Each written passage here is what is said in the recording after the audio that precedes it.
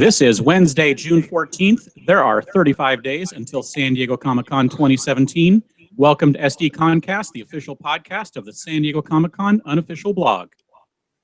VANUHTEE go. Oh my god, I love LiveJournal, and my LiveJournal loves me.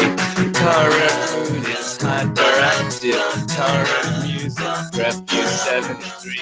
I love the color scheme, it's pink and purple, it looks green. Good evening. I am your host, James Riley. Joining me on the podcast tonight, she's back, Carrie Dixon. Hey, guys. And our special guest tonight is Eric Goldman, the executive editor for IGN TV. Welcome, Eric. Thank you. Thanks for having me here. I always like having this conversation. We love having this conversation. So we are going to get to all the latest SDCC news in a bit. But first, we're going to chat with you, Eric. We'll take questions later on in the show. If you'd like to ask a question of us about general Comic-Con stuff or of Eric about TV, tweet us at SD_comic_con. Or use the hashtag SDConCast. We will also be keeping an eye on the YouTube live chat if you want to comment there. So, Carrie, get us started. All right. So we do this every year, and it's always just kind of, we'll just talk about whatever we want to, because as I think we all know, there's so many TV shows that go to Comic-Con. It's pretty much impossible to cover everything. Yes. Yeah. So let's just kind of start over on the broadcast side. So ABC, once upon a time, obviously they've lost quite a few original cast members. Do you think that they're still going to go to Comic-Con? Do you think Jennifer Morrison would go? I think so Jennifer Morrison's not on the show anymore, so she definitely well, I know, but she'll be in one episode, though. She'll be in one episode. I'd be surprised if she went. I think the show will go, though. I think, if you just look at the fact that even just the fact that Adam and Eddie, the creators, they really do a great job of getting out there and kind of pushing the show. And I remember they've gone to New York Comic-Con just themselves a couple times, and it always goes to San Diego. I think that, especially with the move, when you think about the fact that I bring this up, I know all the time, but the fact that it's the studios that bring the shows to Comic-Con usually. So ABC Studios, I know it's all in the same family, but they have the most vested interest to have this show keep going and to continue to have episodes. So I think, they'll still want to appeal to the core audience. And, with the move, it's almost even more important in a way. So I'd be surprised if they didn't go. Yeah. Yeah. And speaking of ABC Studios, Mark Shields absolutely has to be there. Inhumans, I would pretty much guarantee would be there, wouldn't you? Yeah. So, S.H.I.E.L.D. always goes. And again, it's also moving to Fridays. But come on, it's Comic-Con. It would, it feels right at home there for sure. And then, I feel like Inhumans, of course, it's such an interesting launch because it's doing that simultaneous. Not simultaneous. First, it comes out in IMAX theaters, the 2-hour premiere. And then a couple weeks later, it starts airing on ABC. Very unusual and different way to launch a show. The fact that they shot it with IMAX cameras. There's a lot of things to tout besides the fact that it's the new Marvel show. Right. So, yeah, I think that's got to be going. Do you think they'll show the pilot since they are doing the IMAX thing? No, yeah, because of that. Because I think that they wouldn't want to undercut. I know that they debuted the S.H.I.E.L.D. pilot there. And you have to remember it's only 8 episodes too, right? Right. So showing the pilot of 22 is different than showing one of 8. And because it's getting a theatrical release paired with the second episode, I could see them doing the thing where they show 20 minutes or something, right? I could see that sort of extended sneak peek. But I have a feeling they won't show the entire first episode because of the way they're launching this show. Yeah.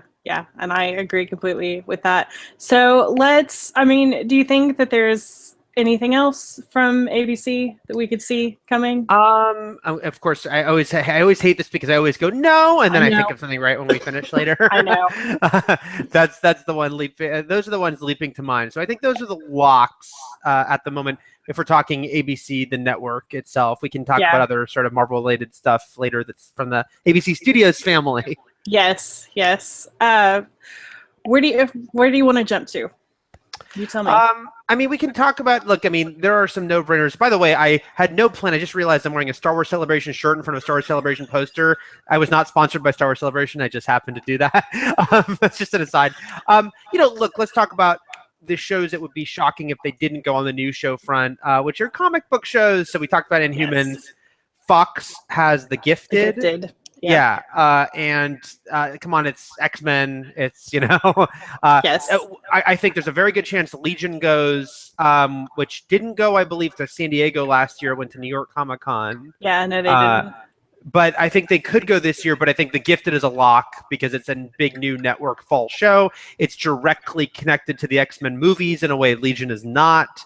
Bryan Singer directed it, so there's a lot to tout there. So I think The Gifted has to be going on the Fox front there. I agree, and I think Orville has to go. Ghosted to me seems like a pretty obvious one as well. I think Ghosted is a good. Ghost is one of those ones that like years ago would have felt weird, but now we accept as it's a genre-esque comedy with two people who are not at all known for genre stuff. It's just that we love them in that world, right? It's like Adam Scott and Craig Robinson are beloved from specific comedies, specifically Parks and Rec and The Office, that are very embraced by the Comic-Con crowd. The Office once went to Comic-Con.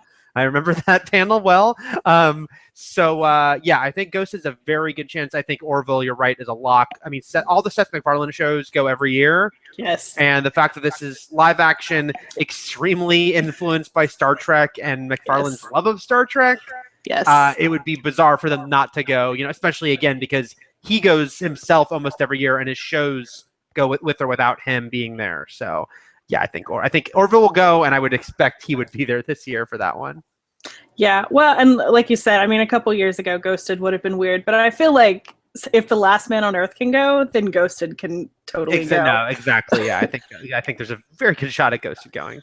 Do you think we'll get the X-Files this year, though? Because we didn't get that last year. I would guess not. So last year, I think you mean 2 years ago, because last year was the year that, yes.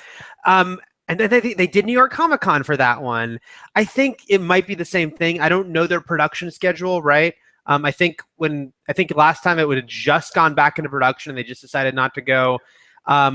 So yeah, that's an iffy one, but I wouldn't naturally expect it, just because it's such a weird off-cycle show that's not on your regular seasonal pattern. And going to the studio side again, 20th Century Fox is the ones that bring these shows. They also go to New York Comic Con, so it could be the same thing again. There are certain shows they always save for New York Comic Con. They just feel like, oh, that's coming mid-season for sure, and let's just put our promotional stuff behind the fall shows right now. I mean, Warner Brothers doesn't do that. They bring everything that they're launching the next year. Literally. But Fox and FX seem like they sometimes decide, this isn't coming till spring, or not even early next summer. We don't have to go right now. So X-Files could go, but I think there's a good chance it doesn't. Yeah. Okay, so moving back to new shows that'll be there, I think Midnight Texas absolutely has to be there. I mean, it got a huge push at WonderCon. Midnight Texas is a little funny because, that show was, picked up the series May a year ago. I mean, I remember interviewing one of the leads at the Upfronts in New York, early May 2016. They decided to hold it for summer, but it does seem like they're going, pretty big on it. And, like you said, they went to WonderCon, they went to ATX, which is a festival you and I were both at this past weekend. The show, I believe, will just be about to launch. I can't remember if it launches. I think it does launch in July. So timing wise, it feels like, why not? Kind of like how CBS also brings their summer genre shows. Right. It just kind of feels like, they'll bring Midnight Texas. Yeah, and this year CBS's summer show is Salvation, I think. It's at the title. I believe that's the title. They have Zoo, which they could or could not bring. Because there was like a time when I remember they were bringing Into the Dome every year, and I believe Extant and whatnot. So they could bring Zoo, and then I believe I don't know. I think Salvation's the title. I think you're right about that. I think so too. Yeah. And then they've also got a couple other things that I feel like they could potentially bring.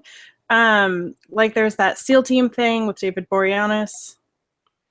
Yeah, that's one of those ones where.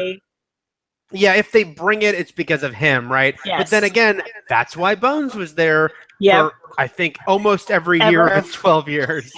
There was no reason for Bones to be. And, it's funny when they do that. Remember, Hawaii Five-0 went for its first season, and they only brought Grace Park and Daniel Day Kim, and they called the panel Aloha Earth. and they like try to they're like, you know, these people from sci-fi shows, and we're gonna bring them and Orsi and Kurtzman, who were coming at the time very hot off of sci-fi stuff.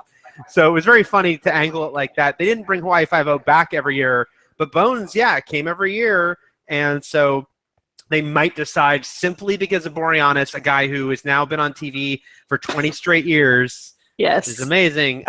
You know, got to hand it to him, that maybe they'll bring it for, you know, because he certainly knows Comic-Con well, and Comic-Con knows him well. So Yes. you can see that, yeah. Yes. All right. So what do you think over on the cable side for new shows? What do you think we've got a chance of seeing? You And know, there's a ton, obviously. which one did you say? Just in general, over on the cable side, like what new shows do you think seem likely? Like I know you already kind of mentioned Legion, which I'm hoping for. Yeah, I think Legion is a good shot. I think a big question will be if they bring Westworld, which Yes. again skipped San Diego but did go to New York Comic-Con. I actually moderated the panel at New York Comic-Con, which was very fun. But it'll be, look, I think it's a no-brainer that Game of Thrones is going, of course. Yes. They go every year. We should mention, very interesting this year, Game of Thrones will actually be airing its season. I know. The way, usually it's right after the season wraps. Yeah, it's usually just And- a victory lap. It's just a victory lap. They'll bring people who just got killed off, because they don't want to reveal everything. They'll play it so close to their vest, and they'll just be like, let's celebrate another great season of Game of Thrones. This time it'll be the second week of the season. Mhm.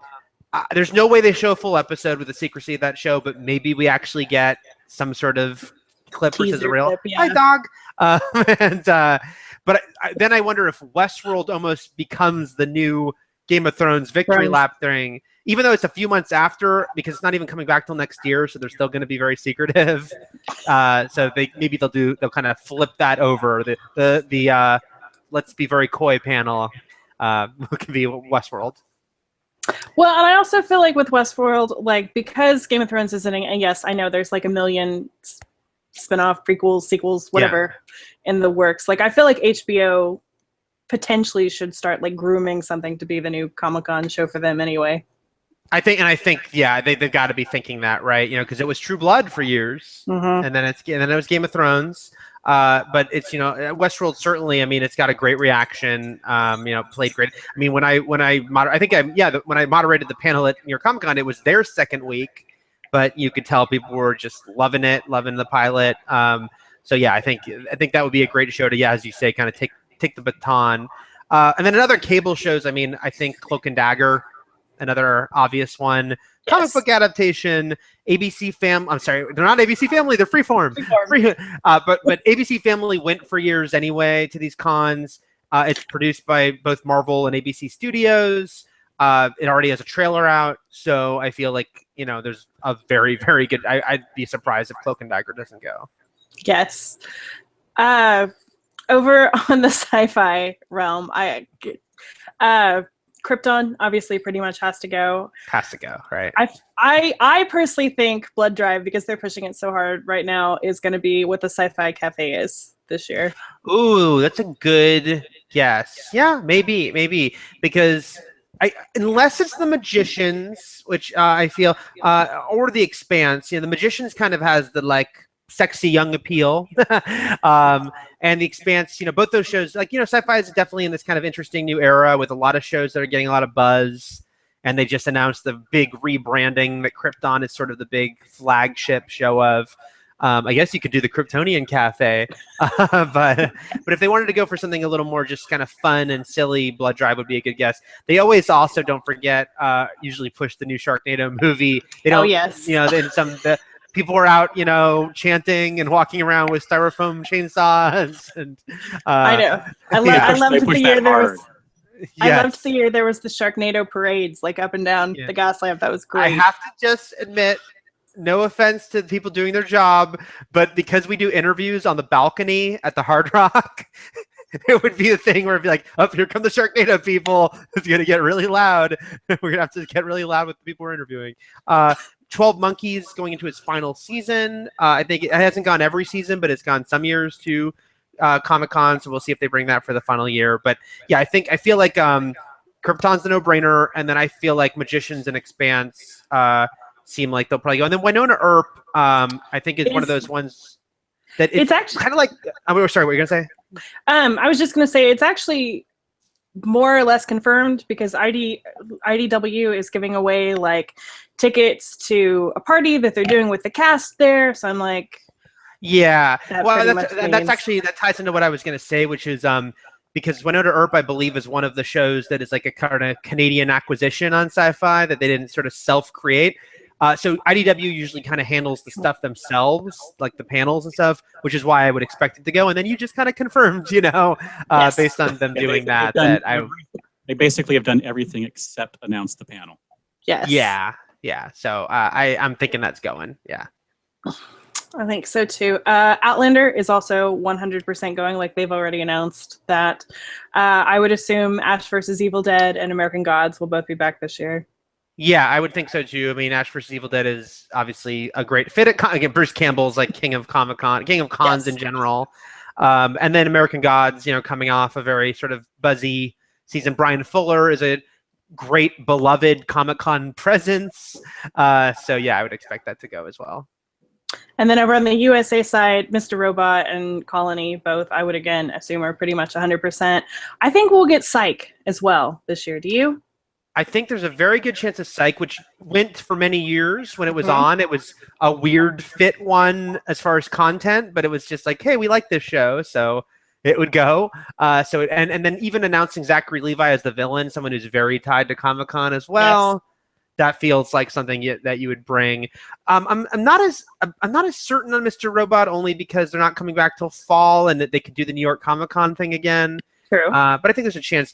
Another one we should talk about on the USA Sci-Fi front, because it's both, is The Purge. Oh, yes. Which, the Purge TV show will air on both networks, which is an interesting, they're sister networks, but this is the first time that they're just programming a show across both. So I feel like The Purge going is a good chance. I agree as well. What was I just going to say? Netflix. Let's talk Netflix. Yeah. So, I mean, everybody always asks, why doesn't Netflix really go? And I know Luke Cage went last year, but I'm kind of the understanding that was more because Marvel brought them and not necessarily Netflix bringing them. I mean, I feel Netflix, I can only say that on my point of view, like Netflix was definitely heavily involved in all that. I was emailing with both of them. So that was an interesting thing, because it just opened the door to them going to San Diego. Previously they'd only done New York Comic-Con. And then I think I've mentioned before, they did a Hemlock Grove panel at WonderCon many years ago that I moderated. So now that Luke Cage is gone, I would expect you got to bring the Defenders, right? Yes. It debuts in August. So Yeah. they can't wait for New York Comic-Con, maybe the Punisher could, but I feel like everyone wants to see, even though they did the New York Comic-Con appearance when they had them all on stage and they had Sigourney there, that was really just the announcement, sort of thing. Now they're going to have footage to show, and the way they did it last year, where they kind of, remember how it ended up not being just Luke Cage. They debuted the Iron Fist teaser, Yep. the Defenders teaser with Scott Glenn narrating. So now that they have like such a full slate, and Jessica Jones is in production, and Luke Cage is about to be, I believe. So I could see it being, again, sort of Defenders is the focal point, but then they can still kind of tease more stuff beyond that. But I think the thing we're all wondering is, could Netflix bring some non-Marvel stuff? Yes. Which I would love. I think that Stranger Things. Is the They obvious could wait for New York. Again, it's not debuting till Halloween, so they could decide New York Comic-Con's better because it's so close. But Stranger Things would certainly be a hero's welcome, a Comic-Con coming off that first season. Personally, this is just totally selfish. I want them to bring the new season of Wet Hot American Summer because I love that series so much. I love the movie so much. The fact that they are making this show and keep bringing back these huge stars.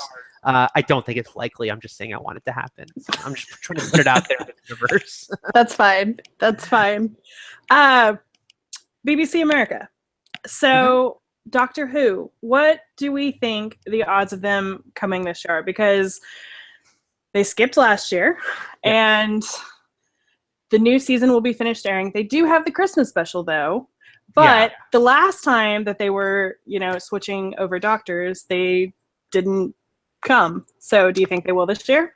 It's so hard to tell with them, right? Because as you're sort of saying that their pattern is no pattern, Yes. So I could just as easily see them saying, yeah, let's give Peter Capaldi kind of his Comic-Con farewell. But I could also see them going, yeah, we don't need to. We don't always go. The show does well no matter what. I think the huge question will be, have they announced who the new Doctor is by then? Do they announce it at Comic-Con? I mean, that'd be a great Comic-Con announcement. But they do kind of go to the beat of their own drum. This is just my speculation that there are so many moving parts involved with Doctor Who. Is obviously out of the UK, and BBC America airs it here, but they're not the ones who create the show. So I'm sure there's a lot of people in the UK who are having a lot of say on this stuff. But Comic-Con is a huge platform, and they usually go on Sunday when there's not as much, and so they can kind of dominate the news a little more if they wanted to go big and be like, here's the new Doctor and bring that person out, right? But I think as always, I know it's a safe answer, but saying it's 50-50 feels with Doctor Who like it's always the safe answer. No, I completely agree. I feel like that one could is a coin toss completely. I do think they'll bring that Dirk Gently's back though with Elijah Wood. I think that'll probably I think be so back too. this year. I think so too, especially since Max Landis is kind of another Comic-Con regular. It's like he'll be there no matter what. I've seen Max Landis at many a Comic-Con, whether he had a panel or not. But now that he has a show that's very much in this world, it feels like that he'll be going. Yes. And then we didn't talk about it, but I mean, do we even need to? Walking Dead, Fear the Walking Dead, Preacher, those will all be there. Yeah, Walking. What'd you say, James? So we kind of assume that considering what's on the badge. Yes. Yeah. Yes. Plus, it's like Walking Dead is so consistent, not only with going, but with debuting their trailer. Because they have the benefit of having been in production for months, unlike all these new fall shows that only shot a pilot, or the returning shows that haven't shot anything or literally 2 days into production sometimes when they come to Comic-Con. Walking Dead's always been filming for a few months and can have a big trailer to debut. So yeah, I think, and as you said, the badge factor. So I see no reason they wouldn't be going again. Same with Fear, and then Preacher, though that's Sony is involved in that as well. Same thing. I mean, come on, it's their world. It's Comic-Con, and I think that they know that this is a place you want to be with that show. So. Yes, absolutely. We talked a little bit about Netflix. Let's talk real quick about some of the other streaming channels like Amazon and Hulu and all that. So Amazon, has a lot of stuff percolating. It feels like The Tick is a very safe bet. Again, that was one of the ones that they had the pilot. It got picked up the series, and now it's coming. So yeah, I feel like The Tick is really a very, very good chance. And there's something else on Amazon I'm blanking on. I'll think of later. And then They've Hulu. got that Electric Dreams based on The Philip K. Dick one, right? Yeah. It's an anthology, but there's a lot of interesting people involved in it. I think when you have a show like that, it depends on if they can get a cool group of people, because since it's an anthology, they're only doing one episode here, one episode there. But I could almost see the thing where maybe they bring The Tick for sure, but they kind of show some footage, from Electric Dreams, kind of like how Amazon at New York Comic-Con last year, it was like a sneaky Pete sort of aimed panel and one other show and The Tick, but then they also showed some footage from, I'm blanking on the name, but the one that Terry O'Quinn is in, and they announced lore and brought out Gale Ann Hurd. So it's kind of that thing where and this has happened for years, where it's like I even go back to when like Dexter's panel had Marina Baccarin come out and show like a Homeland clip where you kind of like piggyback onto it. So I feel like The Tick could be the Amazon main event, and then you might see some other stuff, presented there as well. And for Hulu, you think they'll bring? Future Man. I think Future Man is a good chance. That's if any people don't know who that is, that's it's Josh Hutcherson from The Hunger Games is starring in that show. But it's also Seth Rogen and why am I forgetting his writing partner's last name? Evan Goldberg. Remember that, it's close to mine. So I feel like there's a lot of, again, you've got a lot of people there that are kind of part of this world already, and I mean, unfortunately, it's one of those things where you do have to think about like real life sad events. Glenn Heatley was in that show, who just passed away. So it's like sort of a sad thing that, they, would have to obviously address if they're coming to Comic-Con. But I feel like, given everyone involved, it's a comedy, but it's like got like a sci-fi bent to it. That I think it's a time travel series. Future Man lends itself to me being correct about that. So yeah, I'm pretty sure that one will probably go. Do you think they'll bring Runaways? Great question. That I think they got to, right. We mentioned Cloak and Dagger. I feel like Runaways. We know they shot the pilot already. There's already the cast photo out there. So I can't believe I blanked on that one. Yes, and that's a strong yes to them bringing Runaways. Again, you've got so much Marvel stuff and ABC Studios stuff. They're bringing a lot of shows anyway. I can't imagine they wouldn't want to bring Runaways unless it's again the maybe New York Comic-Con thought. And we don't know because again with the Hulus and the Amazons like the Netflix, they might all sort of be making their game plans as they expand, especially expand into this world, the Comic-Con world. But I think Runaways is a very, very good shot. I think James wanted to ask about one other show, didn't you? This one is very near and dear to my heart. So do you think Twin Peaks will be showing up, considering it will, I think, still be in the middle of its run? I don't think a traditional panel's in store. Just the level of the way they've handled that show, the secrecy. They went to TCA. And Lynch made it a surprise appearance. TCA is the Television Critics Association thing where it's not open to the public. It's just TV critics and journalists. But even that was kind of a very specific way they handled it. And so even though, I could see Showtime having like swag and maybe like imagery around for it, but a full panel would surprise me simply because of the level of secrecy. And even though the episodes have aired, so at least they could speak to that, it just feels like you kind of know Lynch showing up is very unlikely, right? Even though I would love David Lynch at a Comic-Con panel more than anything. Everyone should just promise him milkshakes and there you go. loud music and a lot of strobe lights and like, come on down, Lynch. Come on down. Yeah, well, come on, David, be there. And never say never because, again, he was a surprise appearance at TCA. It was supposed to just be some cast members. And then it was like, oh, David Lynch is here. And he's taking questions and giving us very funny, weird David Lynch answers. So if they could convince him, sure, but I think that it's probably still a hard sell. So a full panel, as much as I would love it, it would still somewhat surprise me. Bummer. As for something that's not on the air anymore, Buffy. They're having, I believe, the 20th anniversary this year, isn't it, James? Yes. Yeah. It's 20th. Yeah. Yeah.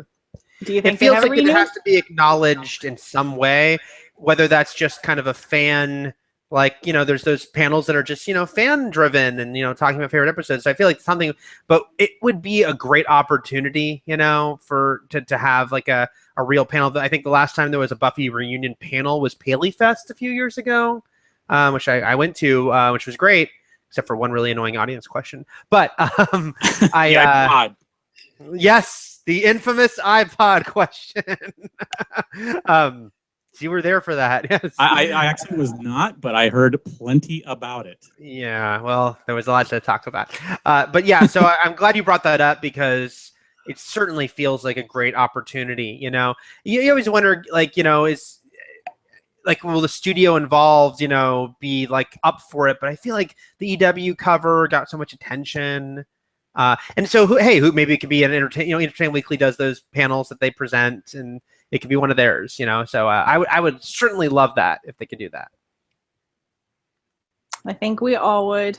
All right. Yeah. Do we have anyone mentioning anything in the chat? Man in the High Castle. We forgot that one for Amazon. That's been there the last 2 years. Yeah, and that feels like a very good shot. We kind of skipped over some network stuff too. We mentioned The Gifted, but Black Lightning. Yes. It's gotta go. I mean, we've joked before about how, again, when you look at the studio side and who actually brings these shows, nobody beats Warner Brothers. I mean, Warner Brothers brings like 20 shows, not exaggerating. Yes. And they always bring all the superhero shows, all the DC shows, and there keeps being more of them. So, of course, Berlanti, Black Lightning, that's got to be going. Yeah, so actually, speaking of Warner Brothers bringing everything in the kitchen sink, I actually wanted to mention, do you know what I feel like has a really good shot of being there, even though, like, it only makes sense, like, if you kind of squint? Deception, which is that show that's going to air on ABC, but it's WB, from Greg Berlanti and one of the Chuck guys, about, like, that magician who becomes, like, an FBI agent kind of thing. Yeah. I feel like, you know, in the way that like Blind Spot has gone, Yes. there's certainly, it's Warner Brothers, like you said, so you already got a big shot of it going. It's Berlanti, an extra shot of it going, and it does have this like little toe foot into genre because of it. You know what it's about. It's kind of Psych-esque, you know, because it's like someone who's in this world who's now, you know, kind of a you know, pretending to be or have the, you know, he's got this skill and now he's being called into law enforcement. So that's another one where I think, like we were saying, like maybe 10 years ago it would have been like, what? There's no way that's going. Now I think when Warner Brothers puts out their huge list of everything going, that could certainly be on there. Yes. And another one that I weirdly feel like has a shot of going is The Gospel of Kevin. Yeah. I think so too. You know Again, about? Yeah, Yeah. It's kind of a spiritual-esque quirky comedy with Jason Ritter. Mm-hmm. And it's because, like you said, it's like Last Man on Earth going, you know? Yeah. They it's from kind the of people who did Agent Carter. Yes, it's from Fazikis and Butters, and you know, a show like that's in a way almost a cult show before it even debuts. You know, they know that Comic-Con is a good way to grow word of mouth. You know, if there's something there, if there's something that can really appeal to people, Comic-Con's a great place to start, even if your show's not a genre show per se. Even though this is another one of those where it's like, oh, maybe it is, maybe it's not. Spiritual stuff going on. How metaphysical is it? You know, it's like The Leftovers never went to Comic-Con, but it could have, especially with And I'm still so sad it never did. Same here. Oh my God, they could have had so much fun with The Guilty Remnant. But why were The Guilty Remnant not outside? I know. They did like the world's like smallest little like offsite activation at Petco one year, and that was like the only thing they ever did. Yeah. So, but yeah, I think Gospel of Kevin, like you said, it's one of those ones where it's a semi-outlier, but in this day and age, as the networks and studios are trying to, you know, make an impression, and there's a lot more value in a cult show than there ever was, you know. Yes. I could see them bringing that if they think that, you know, if they have confidence in it and be like, let's show the pilot. A lot of pilots get screened in full at Comic-Con, so that could certainly be one of them, because then you only have like the shorter Q&A after, and it's just like, it's mostly just to be like, here, we want you to see this and hopefully you like it and spread the word. And speaking of cult shows having a lot more value, Timeless was obviously uncanceled. Now, it doesn't air for quite a while, but do you think that they bring it to Comic-Con as kind of like, you guys are the reason it's still in the air?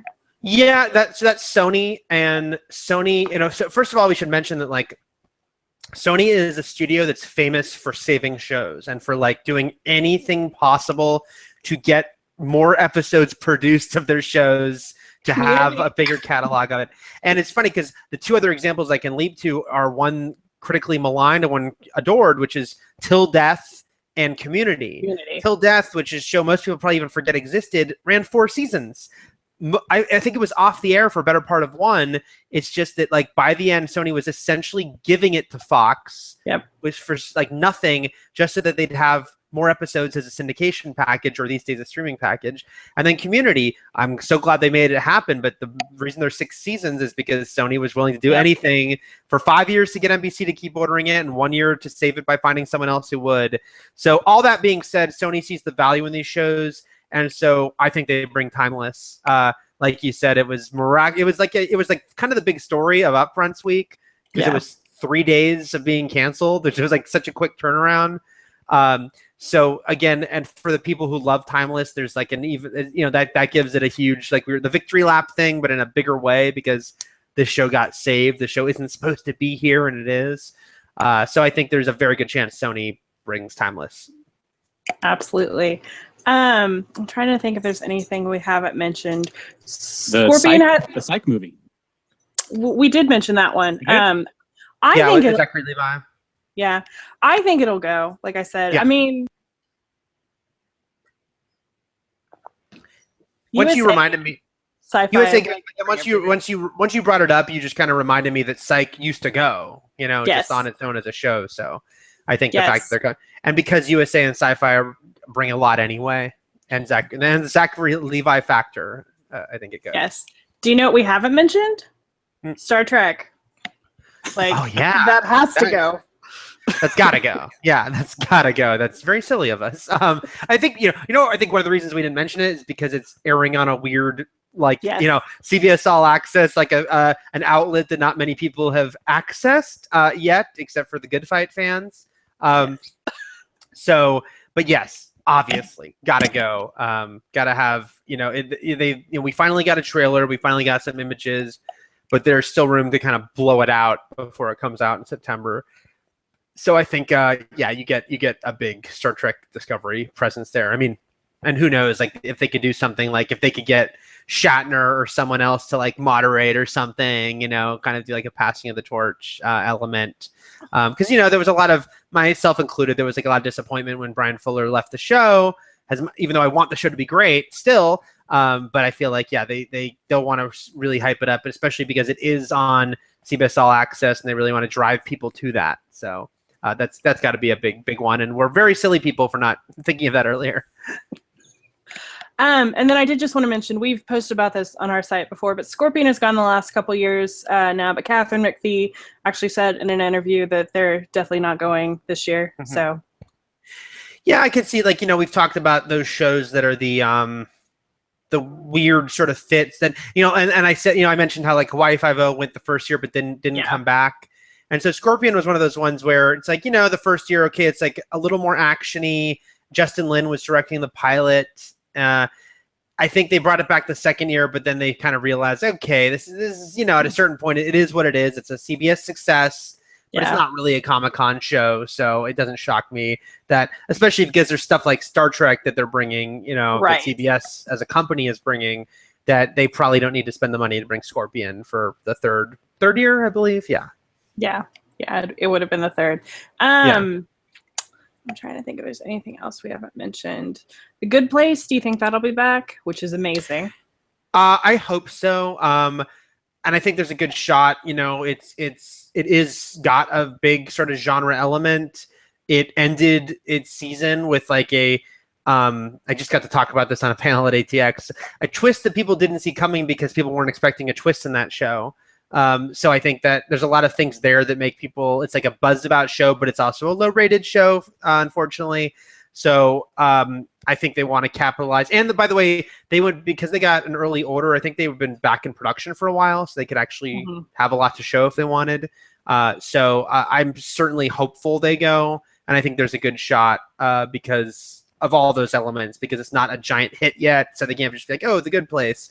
And there's a lot of goodwill, and Kristen Bell is always going to be like a Comic-Con, hero. Yes. So yes, hopefully, I love that show so much, and I'd hope it's back. I bet it's very, very likely it's coming back to Comic-Con.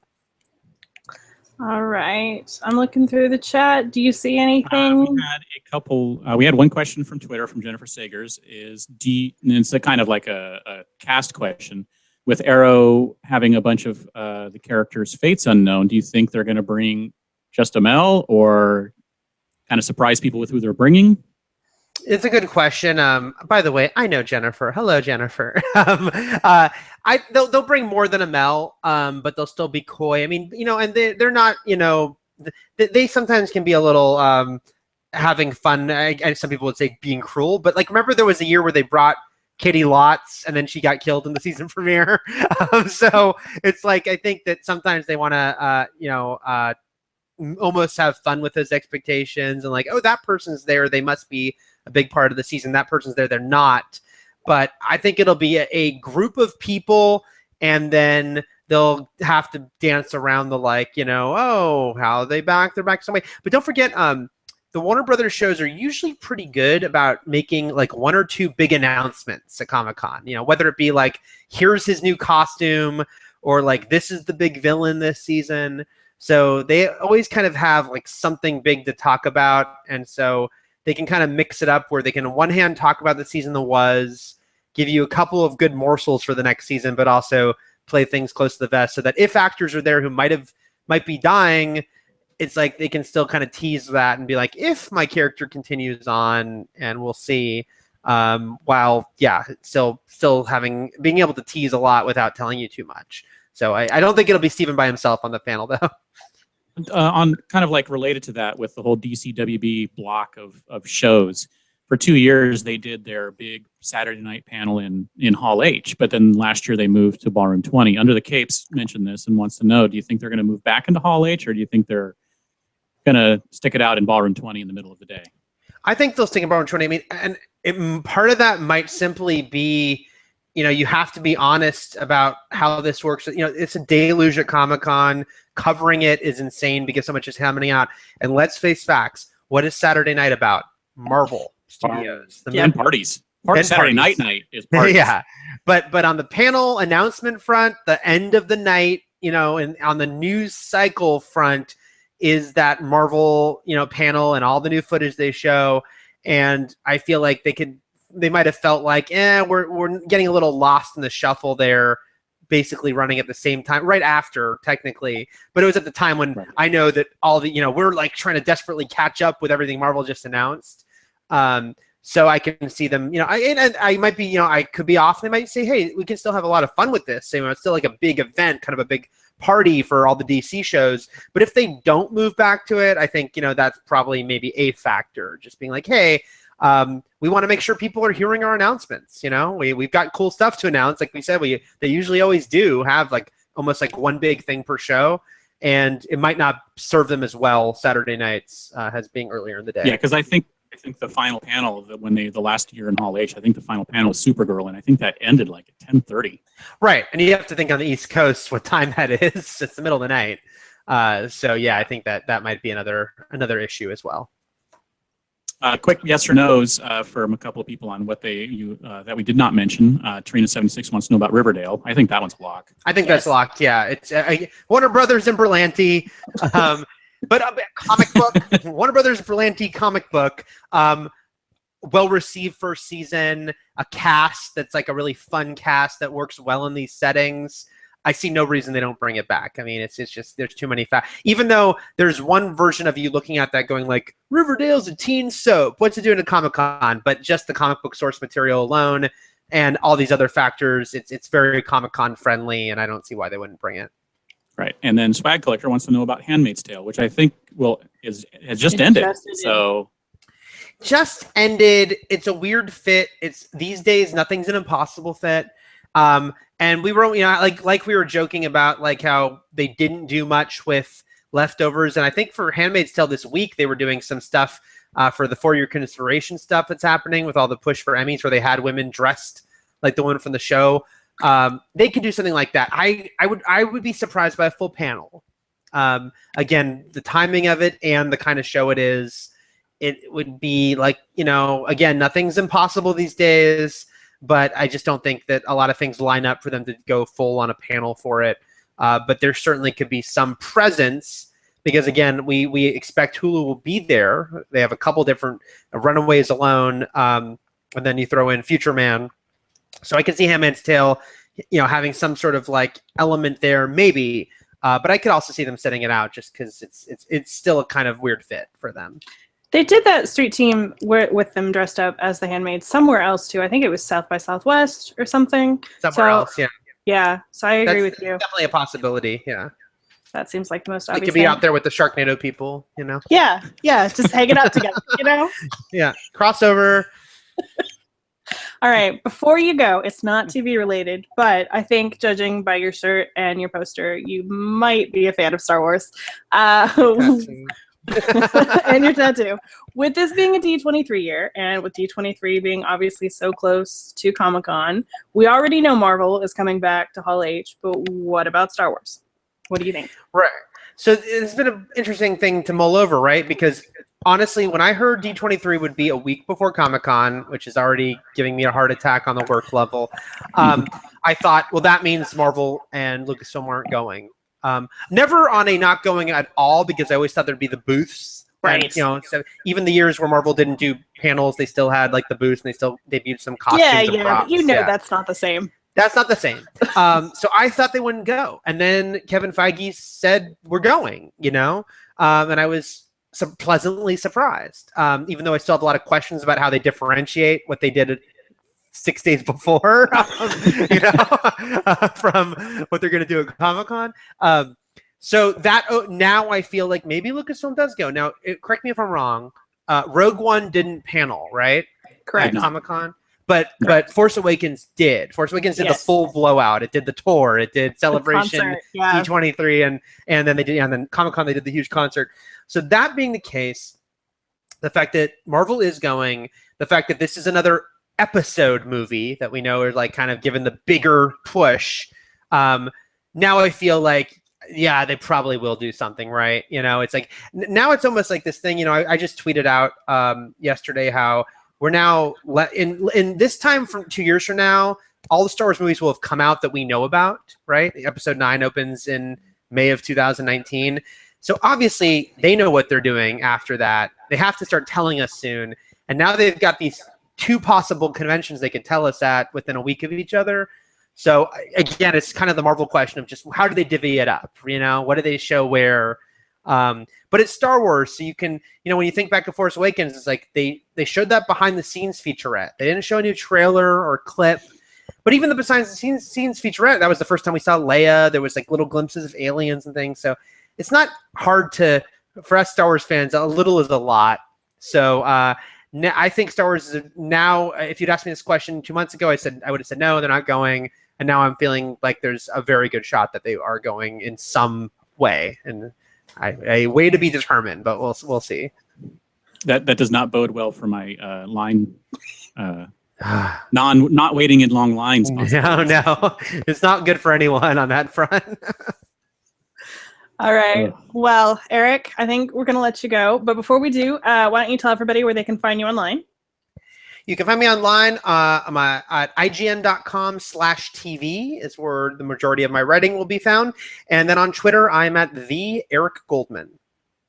Awesome. Well, thank you again. This is always one of my absolute favorite podcast chats that we do all year long, and we're so appreciative. Oh, no. Yeah. Thank you so much for having me, as always. Same here as well. It's Comic-Con is a very daunting thing. And right now I'm kind of like, oh, my gosh, it's getting really close. And I'll be freaking out, but I love it too. So it's really fun to kind of just talk about, oh, what's coming? What are we going to be excited about? And then we'll do it all over again. All right. Awesome. Well, hopefully we'll see you at the convention, and you have a good night, Eric. Thanks. You too. Thanks, guys. Thank you. Bye. All right. So we are going to stay on and talk about some other news. But But again, I just want to say, like, I love that he comes on. Like, I have so much fun. I'm a total TV person. So. And if you listen to that chat, I mean, it basically went at like 80 miles an hour. Yeah. Just covering so much stuff. Eric and I knew what we were talking about. I'm not sure anyone else did. So, but it's fun. And we'll be doing this again with movies with Jermaine Lucier in 2 weeks. And that's, quite frankly, my other favorite podcast that we do every year. So, Yes. It's going to be fun. Yeah, and if he says the same thing, that it's looking likely that Star Wars is going to be there, I'm going to punch something. My desk is in danger. Because that will probably get me back into Hall H. Even though Didn't you write some like editorial about like why I'm never camping out for Hall H again until I do? Until next year. Until next year. So I'll skip every other year. How about that? There you go. There you go. I'll save up my energy. It's like a 2-year thing. I'm getting old. I got to save up my energy every 2 years now. All right. So James, tell us about some actual news that happened. Actual news that happened is badges are still being shipped out. We had people in the chat telling us that they just got their email 10 minutes before the podcast started. So they are still shipping. Do not panic. And please, and remember, I love you all, but please stop tweeting me, asking me if you should worry now. do not worry. And remember, you don't even need to worry if you don't get your badge because you have your barcode. No. No. Just go take your barcode and pick it up. And because everyone, except for you, if you don't get it, is getting them mailed, the lines are going to be short. And because they're RFID, like if you all you have to do is go walk up and say, I didn't get my badge, they say, okay, turn off the old badge, hand you a new one, and you're done. So there you go.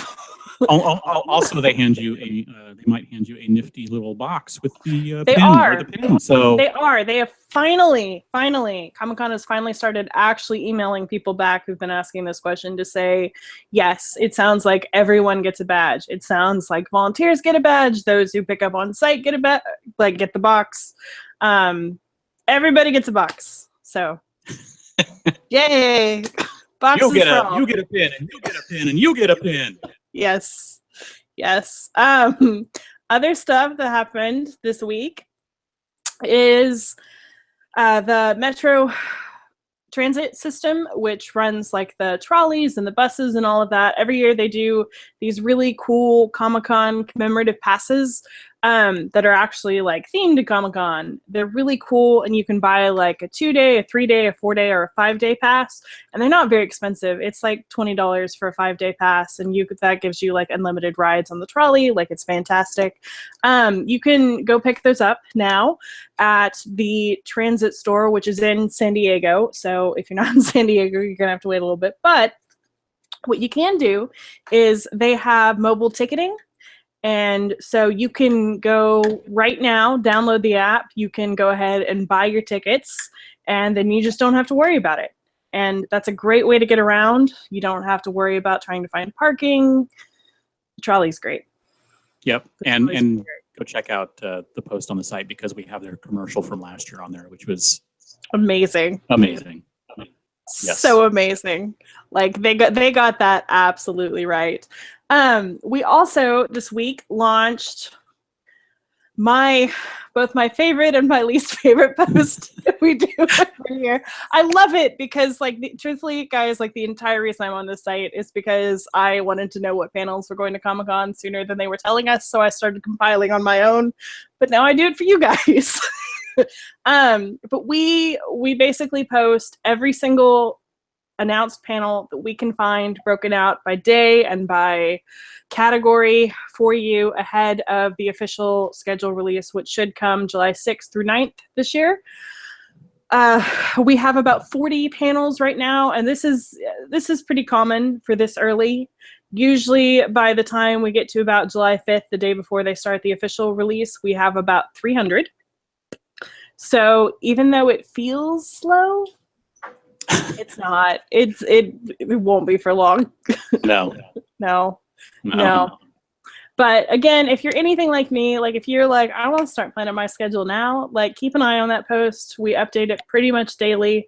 And if you know of a panel that's not on there, please feel free to let us know. So there you go. There you go. Also announced this week was the Independent Film Festival schedule for 2017. The documentaries, short films, and such will be screening over in the Marriott Marquis Marina Hotel Grand Ballrooms 3 and 4. There's a mix of stuff. It plays Thursday through Sunday, and you can hear professionals speak and basically a bunch of other stuff. It's basically its own little mini film festival while Comic-Con is going on. So one more thing to do if you wish. Yes. You can also, Parks and Cons, Sean Marshall and his wife Carmel, they're lovely human beings and incredibly helpful. They always post some video on-site visual guides. They do these for they do videos on exclusives. They do all kinds of stuff. But the first one that they usually do every year is just kind of like a general guide. Like they actually go down to San Diego and shoot and show you like, this is where you're going to line up. This is our favorite restaurant. That for kind of those thing. Of you who are first timers, this is probably going to be something very invaluable because you can see what you will see when you walk around, so you know what things look like. I mean, that's kind of, for those of you who are visual and have trouble matching what looks like a 2D map to a 3D world, this is something that is very cool for you to use. Yes. And truthfully, you know what? We've gotten several tweets from people who are like, I've been going for 10, 20 years, and I didn't know some of the things in this video. So highly recommend that. That'll be in our show notes. And we had a fun poll on Friday. And We did. we had the question of, what do you think the gas lamp banners are going to be? And I'm very shocked by the winner of the poll. I really am too. I cannot believe that it is multiple designs for Thor. I know. Because I thought for sure it would just be one Thor banner, not multiple designs of Thor. I thought for sure it was going to be it's Thor, people. That was second place. It was second place. Yeah. So I had about 2 people tweet me, it'll be Black Panther. No, I really don't think it will be, because last year they opted to put the banners up for their November release, which was Doctor Strange, instead of their spring release, which was Guardians. So I would pretty much assume they'll do the same thing again this year. And guess what, people? It'll be Thor. Yeah. And we'll find out soon, because the banners usually go up soon. Yeah. Every year they go up about a month before the con. Yep. Do you want to talk a little bit about this next one? Which is the offsite. Yeah. The Kamikaze, the local retailer, has a store out in Liberty Station, which is where IDW, I think, also has their space for art, their gallery. But what they're doing is they know that some artists couldn't get into Artist Alley and Comic-Con, so they're offering to host some space. So if you are an artist who did not get into Comic-Con and you would still like to be in the area and displaying your wares, get in touch with Kamikaze. I think they said it's about 4 miles away from the con, but I think it's on the trolley line, possibly, so people can get out there. But yeah, just give them a call. Their contact information is on the site, so you can check it out. So that's something that's pretty cool for artists who want to showcase. Yes, and we don't have links to these things, but I just kind of want to talk a little bit actually about some of the offsites that we added today. There was one that I thought was kind of cool that I want to mention. So let me pull this up 1 second. So Modern Times Beer is going to be hosting an event with, I think it's Big A. It's either Big A or Big A. One of those, which is a Italian restaurant down in the Gas Lamp, kind of over by the House of Blues. But they're going to be doing, it's $35. You get beer, 3 courses, and a Star Wars spelling bee. Wow. I think that sounds awesome. Maybe I'm the only one who thinks that sounds awesome, but I think that sounds like a whole lot of fun. I wonder if apostrophes and such are going to need to be used, for like, I don't know, the names that have 3 apostrophes in them. I'm like really curious about this. I may actually like need to try to find a way to swing by this, but it'll be from 7 to 10 p.m. We just posted a link not too long ago, and again, I think that sounds really cool. We are also constantly adding things to our offsite calendar, so you can check all of that out on our site. Over on the exclusive side of things, Skybound is really the biggest one this week. Yesterday, I believe, they announced that they are bringing The Walking Dead Shiva Force 4-pack, and it's going to have Rick, Michonne, King Ezekiel, and Shiva the Tiger. And they're all dressed up in their Shiva clothes, and they come packaged, and they look kind of like the old school, like G.I. Joe stuff. It's basically G.I. Joe. Yeah, it is. But it looks really cool, and like within the box, each figure comes individually packaged on a vintage card back, which is artwork by Jason Edmiston. They look really cool. There's going to be 2 boxes, both the same figures inside, but one box will be a regular color version, and then there'll be a bloody variant, and they are 1,000 pieces, each of those, and they will each retail for $100. So it's a really nice looking set. And they also did a really cool old school commercial for it that if you have not watched yet, you definitely should. I should probably go watch that. I did not see that. Mezco announced another exclusive today, another one of their 112 collective. It's an X-Men Deadpool summer exclusive. It's a 12-inch figure. Actually, I think it's 12-inch figure is what that 112 means. It'll cost $80, and it's basically Deadpool in an X-Men costume, and it looks pretty cool. So It does look cool. check that one out, There's and you can pick them up at the con or have them shipped to you after the con is over. I gotta say though, someone earlier commented that it looks like the costume from Kick-Ass, and now that's all I see. It does a little bit. It does. It's all I see. Okay. So Symbiote Studios is also coming back to the convention this year, and we're friends with them, and they're really nice people. They will, if you stop by their booth, which is 5636, they're giving away a couple of free keychains this year with their mascot, which is Catnip Bravo.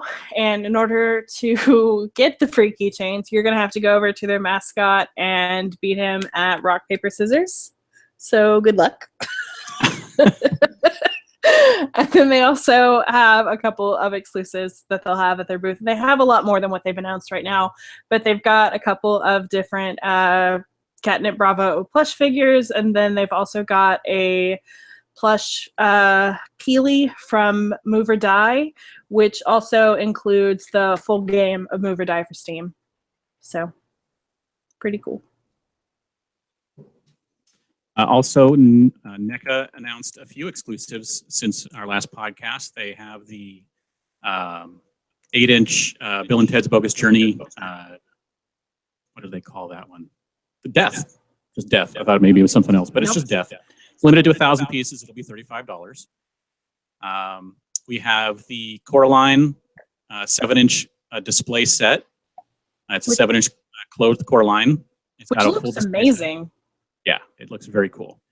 That one will be limited to 3,000. It actually has lights that operate on button cell batteries. It's $40. And they also announced just a couple of days ago the Jungle Briefing Dutch from the Predator line, which is basically Arnold Schwarzenegger, not in a camo or all bloody or muddy or anything like that. It's from the very beginning of the movie. That one is $30, limited to 3,000. And don't forget that they are not doing pre-orders for pickup at the con this year. If you order it starting on June 20th, they are thinking doing like 3 or 4 days of limited numbers available each day. And then the only other way to get it is if you pick it up at the con, basically just as a go and line up and get it. So that's all of the NECA exclusives for this week. Our friends over at Factory Entertainment announced a couple of things that I'm super excited about. And let's talk about Game of Thrones first. So they're bringing 2 different Game of Thrones exclusive this year. The first is a Hand of the Queen or King bottle opener. And it's only $20 and it's limited to 1,000 pieces. It's zinc alloy. It looks really cool. If you're a Game of Thrones fan, like, come on, how cool would it be to like crack open a bottle with that? Like, that's very cool. They will also have a plush set of the Game of Thrones dragons, and they're 5 inches. And it includes all 3 of her dragons. It's only $35, and again, it's limited to 1,000 pieces. And for each of these, you can either order them to pick up at the convention, or you can actually have them shipped. But the 2 that I'm really excited about are their Back to the Future exclusives, because I get so excited. I get so excited anytime people do exclusives that like actually relate to the convention. Like I loved that Koto Bukaya Lady Deadpool exclusive last year where she had like a Comic-Con bag. Like I think that was so cool. I love stuff like that. So Factory is doing, for the 2nd year, one of their Back to the Future Time Circuit keychains, and it'll actually have the dates for San Diego Comic-Con 2017. So it's kind of like you're like setting your DeLorean to take you back to Comic-Con. That's amazing. And then the other one is they're going to have a print. Oh, I should mention the price on this one, shouldn't I? For the keychain, it'll be $15. And then for the print, it actually has the DeLorean outside of Hall H. And again, like, this is the stuff that I just love. That one is artwork by Randy Martinez. It'll retail for $25. It's limited to 1,000 pieces. It's a pretty good size print. It's 18 by 24 inches. Again, I just highly recommend all of that. So that is a very cool print. And as people mentioned, it really does capture Comic-Con, because there is a massive crowd behind the DeLorean, and it's right in front of Hall G&H. So basically you can see the convention center. I think it's pretty cool. It's very cool. Monogram will also have a couple of new exclusives that they announced. They are going to have a Supernatural pen set, which I think is really funny because CineQuest announced literally the exact same pen set, but in a different colorway. I think it was like Thursday morning. Yeah, it was the same day, just a few hours later. And then like 3 hours later, Monogram announced their own. Theirs is in pewter, but it's $30 and it includes a couple of like different Supernatural logos and things from the show. Like, it's pretty cool if you are a Supernatural fan. And then they're also bringing a Beetlejuice set, which includes Translucent Sandworm, Beetlejuice, and Lydia, and that one will be $25. And of course, there's always Funko, and the recent Funko waves were starting from last Friday was the Marvel wave, which includes a very cool Spider-Man Homecoming Tony Stark holding his helmet. Monday, we had the cartoon wave, including things like Cat Dog and a South Park and some Ren and Stimpy, which I think we had a sneak peek of because someone in Nickelodeon's headquarters had it out on display. Whoops. And yeah. And then today we had the DC wave, which is a very large wave and includes things like a Chrome Batman and a Man-Bat and a Joker Batman and an Ares and just a lot of cool stuff. People, the one people seemed most excited about, honestly, was that Justice League Bruce Wayne one. Justice League Bruce Wayne. Mm-hmm. Saw a lot of people very excited about all of that. But I think you guys kind of talked about this a little bit on last week's podcast, but do you want to talk about what we kind of got?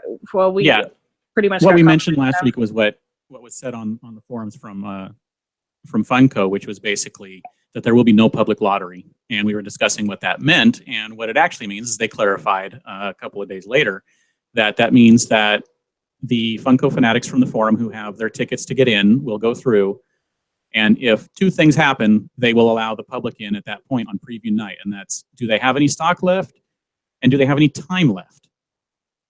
So if there is time and stock, they will start letting people in. But if not, then you are out of luck for purchasing on preview night. So again, I think our suggestion was just don't count on preview night at all. Just plan your week for going on Thursday through Sunday.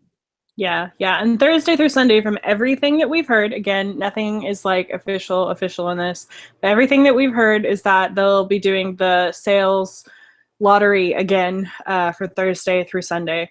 So that should all work the same as last year. But details will be revealed soon, hopefully, yes. And so that everything will be in writing instead of just wondering and hearing that it will probably be similar. Yes. So we also have more exclusives, things from Mobius Models, Icon Heroes, and more. So check out the site. We have a dedicated post for all of the brands that they release multiple things. So you will find a post for each one. So check it out. And there are some remaining. Do we have any viewer questions? Actually, just any word on Mattel. No soon. word except for just soon. Soon is what I've heard, but I do want to clarify this because I've had a lot of questions about this, and people saying that Mattel isn't coming and that Mattel will not have exclusives. Mattel is 100% coming, and it is very much my understanding that they will have exclusives this year. It's just it will be announced in the nebulous soon. And not using the Maddie Collector site because that is no more.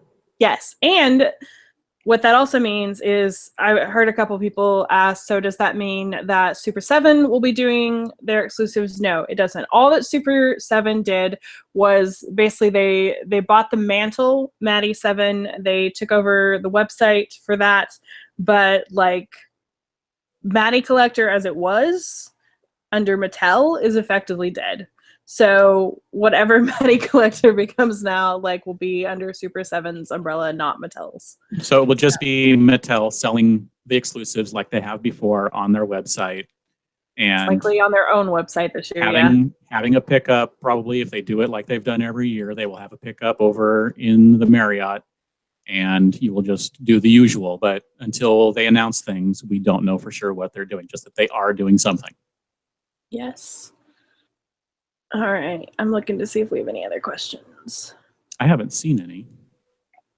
Somebody says, is it me or is the exclusive the Hasbro, Mattel, and everyone else coming out slower this year? I've seen a lot of people say this. I don't really feel like it's coming out slower. Like, Hasbro to me is like way ahead of where they normally are. Someone actually asked me about this at ATX. They were like, they haven't announced anything. And I was like, really? Because they've announced 2 Star Wars, 2 Marvel. I think they announced something else. I was like, they've definitely announced a Transformer. Yes, they announced the 1 Transformer. So Hasbro has definitely announced stuff. Don't get me wrong, they have more stuff to announce, but I don't really feel like we're that behind on that. Mattel is behind, but again, soon. And my favorite question from J.R. Wenzel asked, any word on if KFC is coming back with their weird statues again? We would be friends, JR. I don't know. And last year, they didn't even send out the announcement until Thursday night of Comic-Con when the statues were already up. I was not impressed.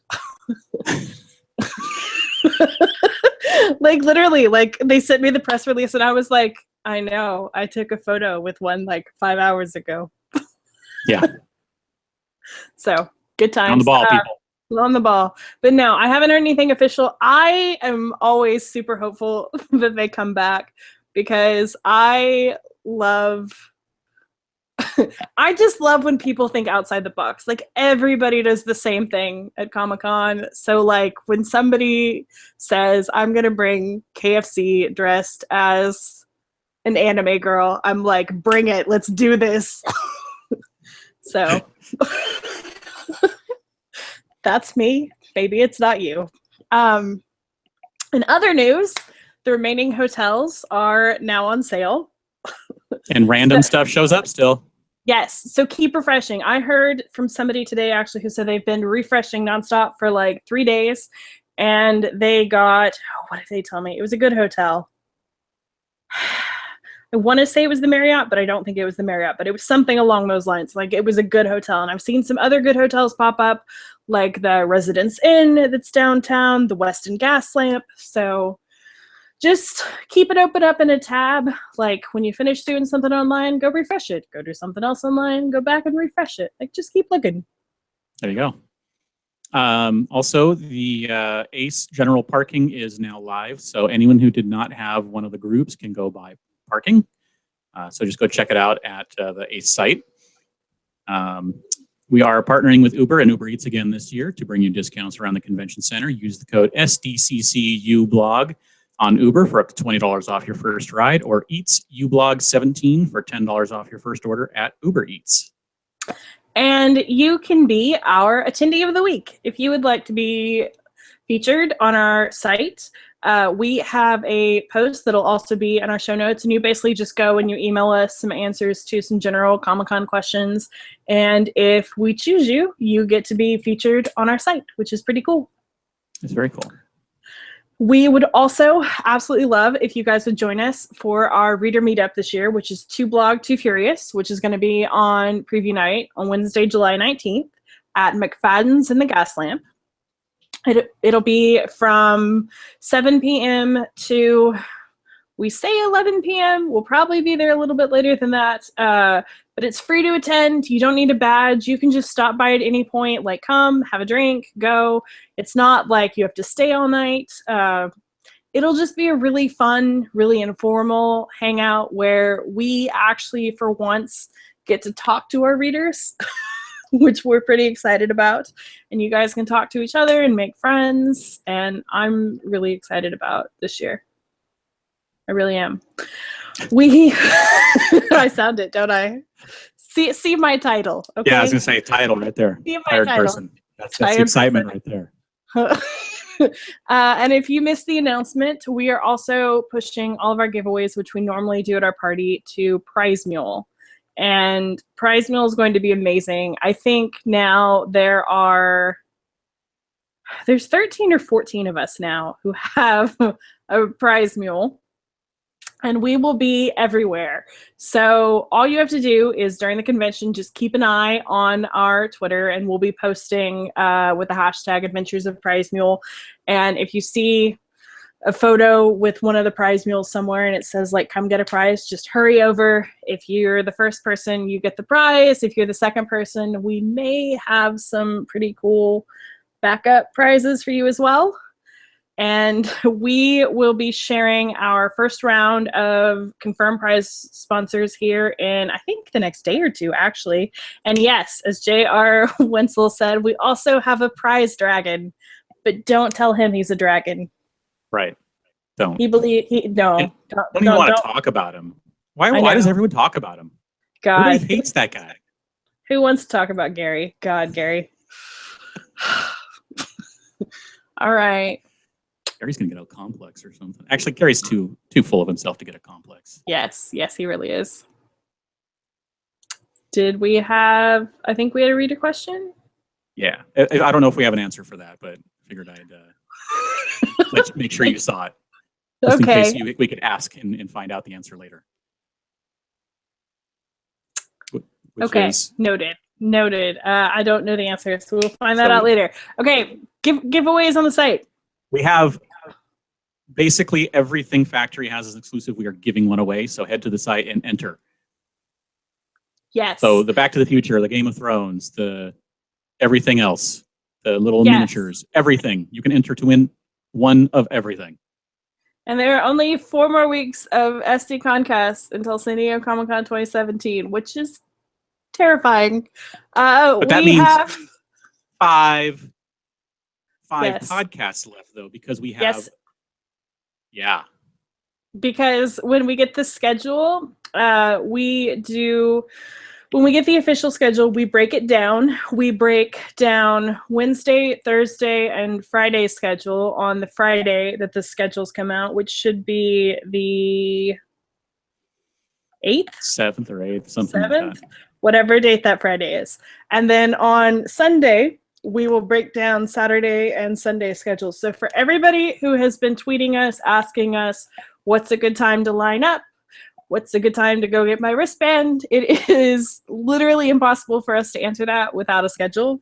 But we will answer all of those questions and more on those schedule breakdown podcasts. But until that point, we have some more special guests coming up, including Jermaine Lucier of IO9 and formerly of Slash Film, here in 2 weeks to talk about movies, and it's going to be amazing. You can also sign up for our newsletter, which we have not sent out this whole season. The link is in the show notes. As always, our Under the Tents column has all kinds of news on exclusives, panels, offsites, artists, and so much more. And we actually did, I think, we might have done our first 2 in a day this week. And so it is not slow. So there is plenty of news coming. Thank you, everyone, for joining us. Thank you to Eric for joining us to talk about TV. We hope you join us for these last few weeks leading up to the con. I can't believe it's the few weeks leading up to the con now. We'll bring you news, opinions, and, of course, the special guests. Carrie, where can we find more of your work on the internet? You can find me on Twitter at Carrie Dixon. Or increasingly, as we get closer to the convention, you can find me just on SD_comic_con.